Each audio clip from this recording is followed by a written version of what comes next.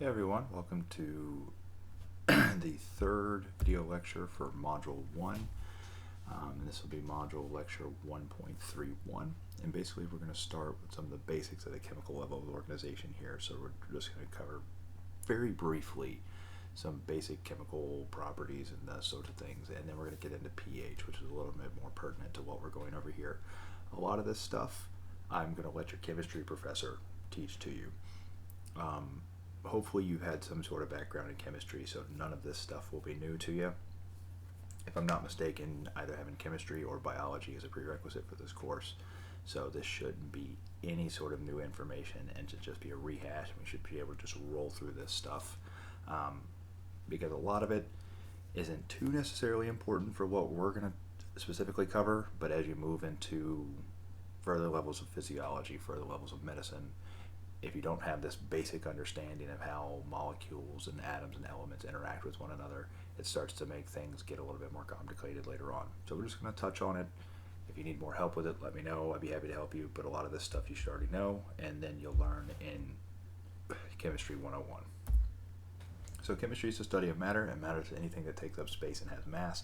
Mass is technically the quantity of matter in an object, and on Earth, mass equals weight. And that has a little bit of gravity associated with it.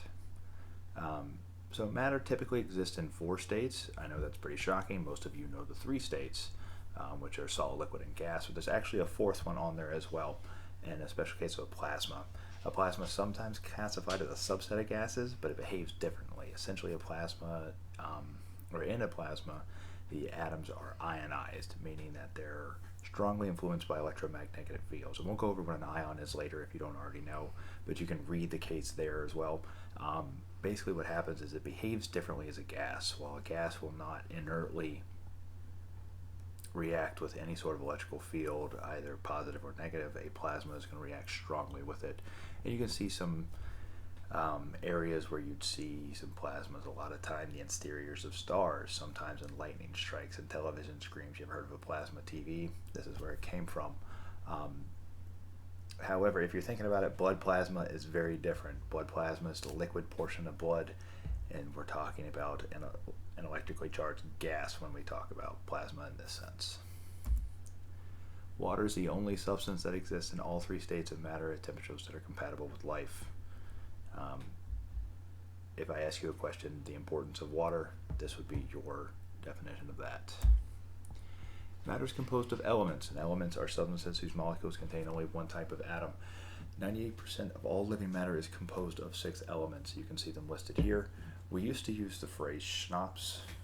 I don't want to speculate as to who came up with that, but schnapps to cover the 6 major elements in physiology, or at least in chemistry. But it's a little bit different for A and P. Instead of the S portion here, we're going to include a calcium portion. And there are 11 principal elements that are add the most substance to body weight. There's also several trace elements that we'll get to as well. Here's the periodic table of elements. I'm sure that you've seen this before at some point in your career. Here you can see the most abundant elements in the human body. I would strongly encourage you to know the top 6 of these. So I would know the element and the symbol. They're not going to make you necessarily recall the percentage of that element in the body, but you should know the relative percentages as far as how the top 6 relate to the rest of the trace elements in the body.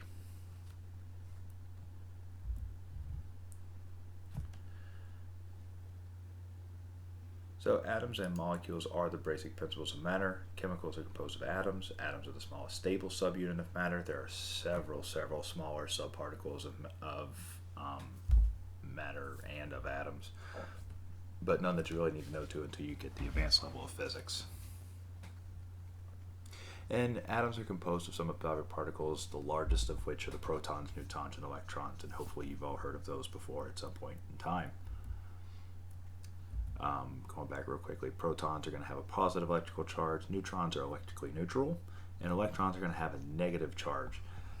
You're going to find protons and neutrons in the nucleus of the atom, and electrons are typically in a cloud around those, occupying some level of electron ring or electron subset.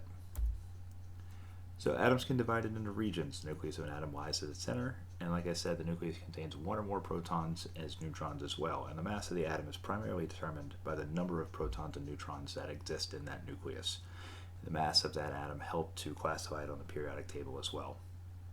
And again, electrons are orbiting typically in a cloud. So with that said, we can discuss two models of the atomic structure. And the planetary model, which is shown at the top here, the electrons of helium, which is in the middle, are depicted as a ring. A lot of times this is what you're going to see in the typical planetary model or the Bohr model.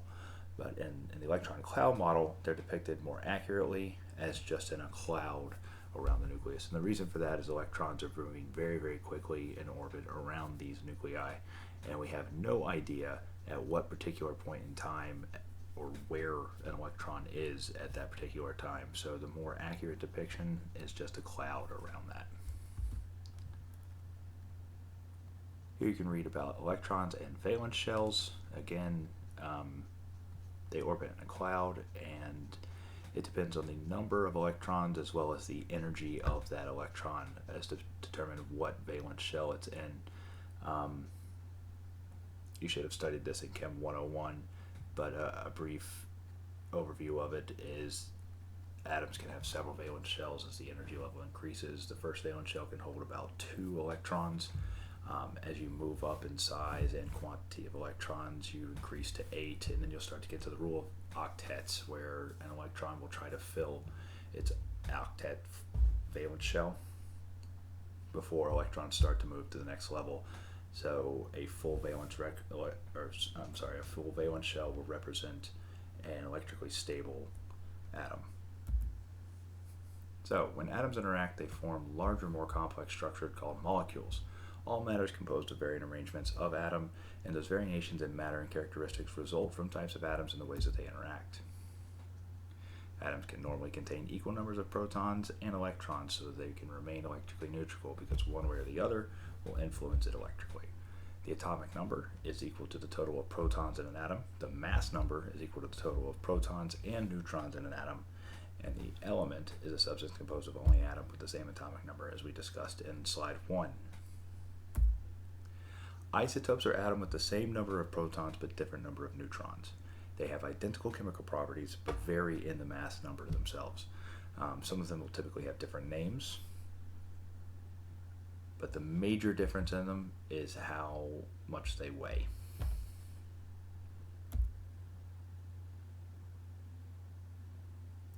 This slide just covers the atomic weight of the atom and how it's measured in Daltons. I'm not going to quiz you on this type of stuff, but I just wanted you to know that it was there.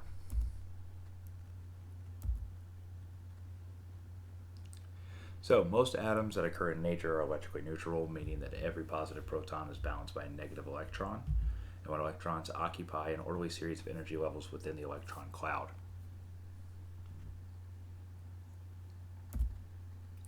This goes back to the energy levels that I spoke of earlier, that the outermost energy shell, or its valence shell, is the surface, and that's how it determines how it interacts with other atoms.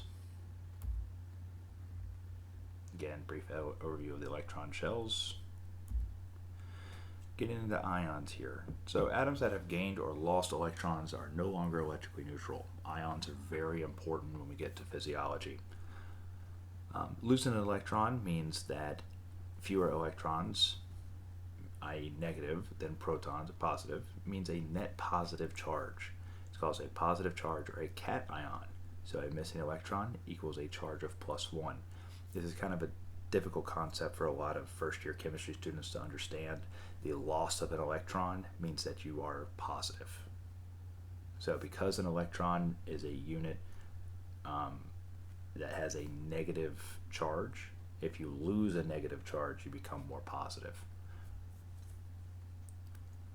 And when we talk about this stuff and becoming an ion and that sort of thing, we can only lose electrons, because if we were to lose a proton, we would change the element. So if I ask you a question about what would happen if you changed a proton, you would tell me that that couldn't happen because you would change what the element actually is. anions are the opposite of cations, meaning that you're gaining an electron. So you have more electrons, i.e. a negative charge, versus protons, which is a positive charge, which is going to give you a net negative charge. This is called an anion, or give you a charge of -1. And you can continue to have that as you go forth by adding electrons, i.e. -2, -3, and -4. So a molecule versus a compound. A molecule is a chemical substance consisting of two or more atoms that are held together by covalent bonds, and a compound is the same thing that's made up of two or more atoms with different elements. Mixtures are substances composed of combinations of elements and or compounds. In a mixture, there is no property change. Okay, they are mixed together, but they are not chemically bonded. For example, air, soil, salt. One of the big examples that I used to give here in some of my other classes is Kool-Aid. Kool-Aid is a mixture. I'll put sugar, water, and a Kool-Aid mix in the jar, stir it up, and it's still those separate things, but they're all mixed together. If we were to give it enough time, those things would filter out and become separate again. We'll discuss a couple of types of chemical bonding here. Ionic bond is one of the most common types of bonds. It's created by electrical attraction between cations and anions, and involves the transfer of one or more electrons from atoms to achieve some sort of stability. Think here sodium chloride or salt formation, where a negative chlorine atom will accept a electron from a positive sodium atom.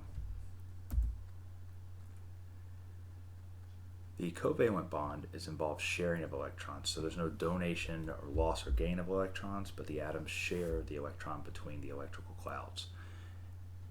And these are very, very strong bonds. You can have single covalent bonds, double covalent bonds, you can have triple covalent bonds, and these are things that you'll start to see more as you get into higher levels of chemistry, biochemistry, and things like that. You can have what's called a polar covalent bond, where there's unequal sharing of electrons between atoms. An example here is water, is one of the most common types of examples, where you'll have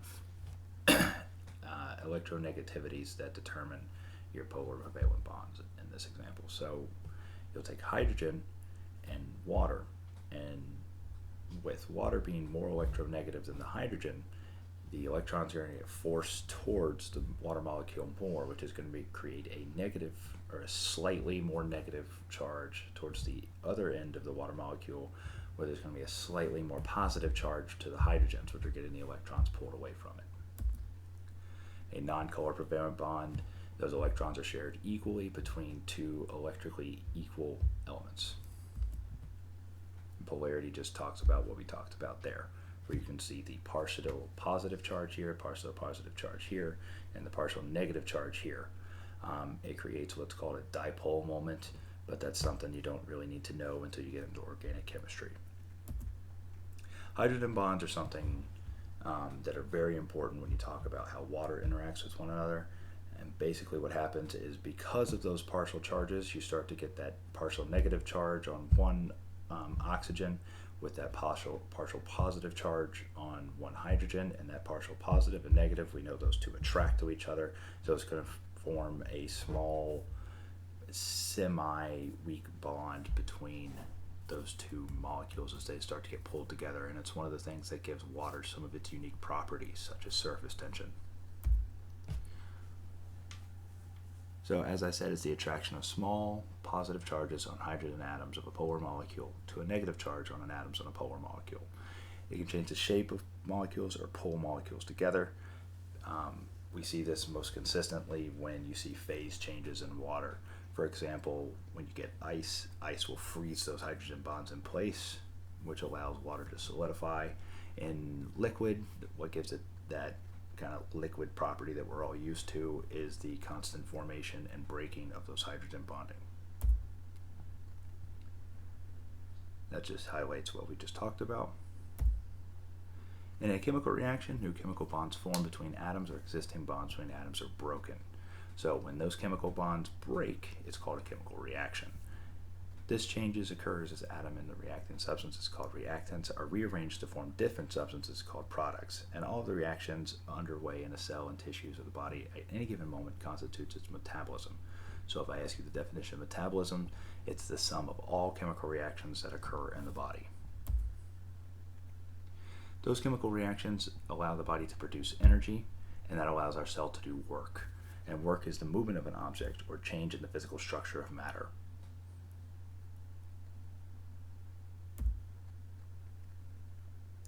There are several different forms of energy. You guys, I'm sure, learned this when you were in high school or in some sort of physics class or something like that. But you have kinetic energy, which is energy in motion. Potential energy is energy that's stored. And the conversion of kinetic energy to potential energy and from potential energy to kinetic energy, it's never 100% efficient, but it is what helps to release some of that chemical property. There are a few different types of chemical reactions. We're not going to cover this stuff in this course, but just so you know, you have a synthesis reaction, which is taking two substances and putting them together. You have a decomposition reaction, which is taking one substance and forming it into two. And then you have a displacement reaction or exchange reaction, where you'll take one substance, take a part of that one substance, and formulate it to another one. A lot of times you'll see single displacement and double displacement, and that's shown with letters instead of the way it's written here. You'll have AB plus CD, and then that will turn into, if you all remember FOIL from algebra and geometry in high school, you'll have AB plus CD equaling AD plus BC. Most chemical reactions do not occur spontaneously. They require something that serves as a catalyst to help move that energy along. In a lot of physiological processes, we talk about an enzyme that helps to lower the activation energy in order for it to be able to do that. Just a brief overview of that activation energy. A lot of time it requires a lot of energy to get something to actually happen. So what an enzyme does is it'll come in and it'll take this amount of energy that's required and push it on down to about this right here, to where it's easier to get over that hump and to create a stable product. So a series of complex reactions that occur in the body we'll call eventually a metabolic pathway. This is a very complicated overview of a metabolic pathway. If you take a real good look at it, I'm sure you'll understand what it is coming to the TCA cycle. If any of you take organic chemistry later on, you will grow to hate this. Each reaction will interlock with the next step, and it just turns into a sort of what the name implies is a pathway of those chemical reactions to get to the final product. Oftentimes, especially when we talk about physiology, enzymatic reactions are essential to the process of making metabolites or things that our body needs to function.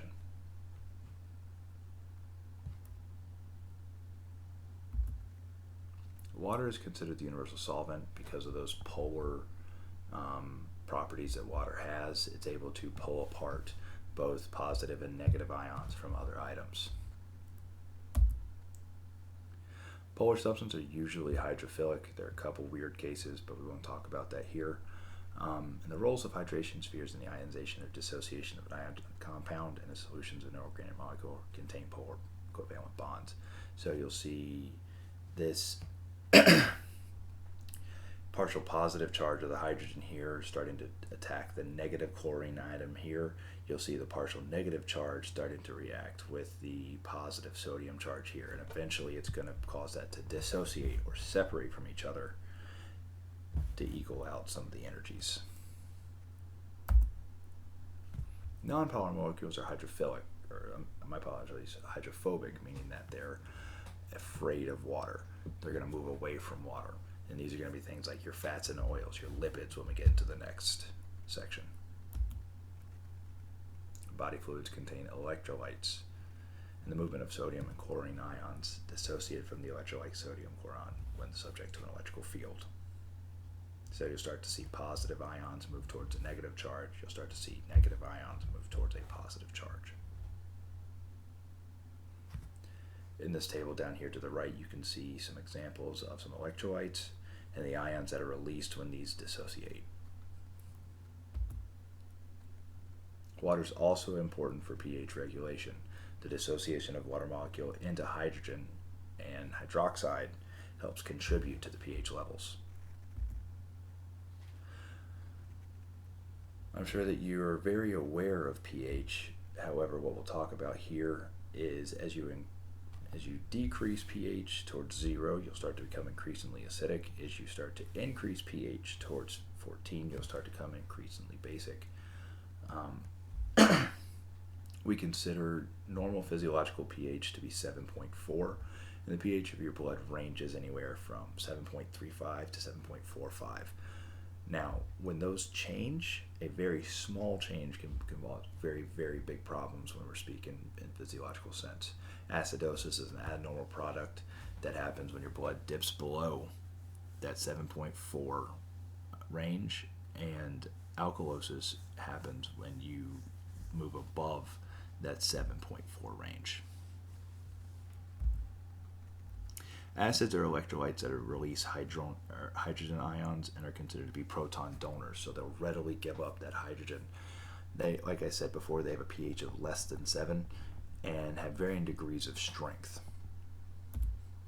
Bases are electrolytes that release OH negative ions or hydroxide ions and are considered to be proton acceptors, so they will take that proton from an acid and use it to form something else.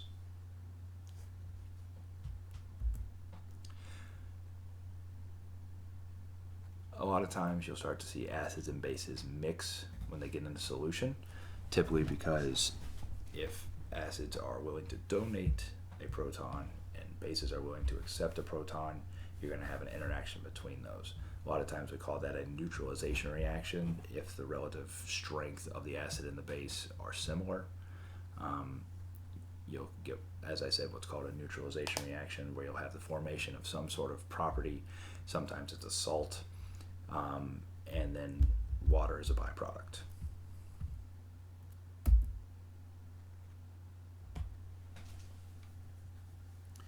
Salts are electrolytes that dissociate to form two of the most notable ions in current conduction.